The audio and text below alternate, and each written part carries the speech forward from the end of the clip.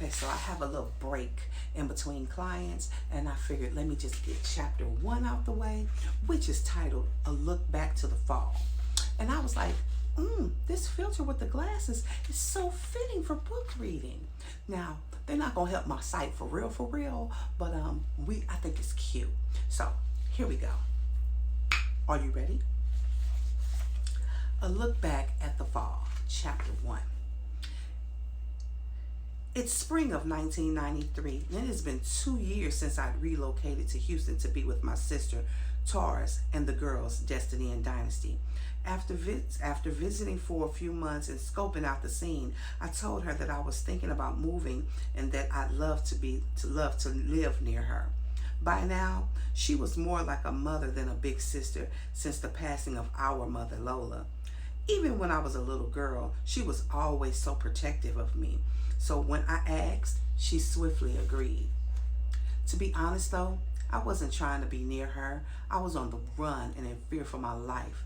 See, the streets of Chicago were talking. I had stole and sold so much dope, crossed so many people, and had been involved in so much dirt around the city that it would all start to catch up with me.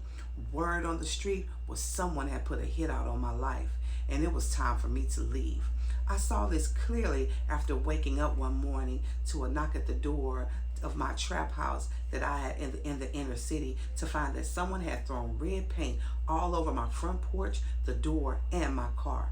I was still high and confused from the night before, but I sobered up real quick when I realized that the same had happened to my neighbor Tracy, but he had been killed.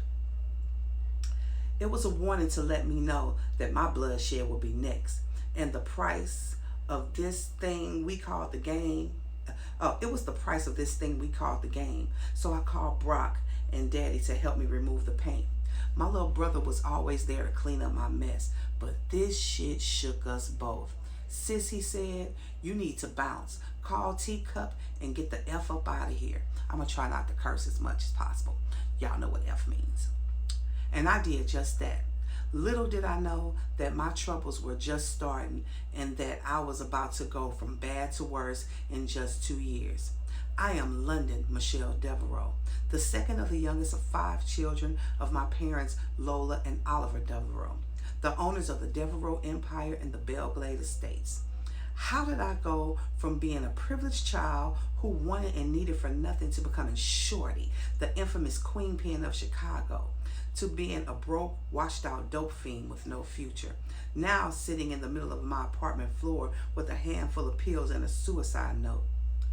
The letter reads, Lord, how did I get here, God? I can't believe my life. I can't live my life like this anymore. I have embarrassed my family. I've lost everything, including my dignity, and betrayed everyone, including myself. I have no hope anymore, and I'm tired. I guess this is what's called rock bottom. Teacup, I'm sorry I got you wrapped up in my foolishness. Kiss the girls for me and please tell Destiny I am truly sorry for what I've done. Father, please forgive me, but I can't continue living this way. London throws back the pills and chases them down with some old ass amaretto that had been sitting on her kitchen counter for God knows how long. As she begins to fade, she hears a loud knock at the apartment door. Bam, bam, bam, bam, bam. London, open the door. London, London. Destiny screams. I can't get the door open, Mr. Freeman. Dynasty cries out, please help. Mr. Freeman, the doorman, pulls back the doormat, which London kept a spare key, and opened the door. As she opened the door, they were in utter shock. The apartment was empty and filthy. It smelled horrible. Her once beautiful place was now a drug haven for addicts to get high. Destiny dials 911 as Dynasty drops to the floor and cradles London in her arms, rocking her back and forth while screaming for her to get up. But there was no response. London was fading fast. When the paramedics arrived, they got right to work. Ma'am, can you hear me? The medic asked. What did you take? Her body was lifeless. When they couldn't get a response, they administered Narcan, and 2 minutes later, there was a pulse. It was faint, but she had one.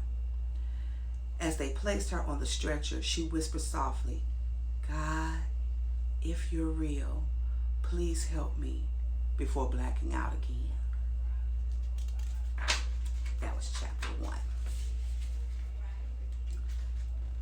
Y'all ain't ready for chapter 2. Here we go.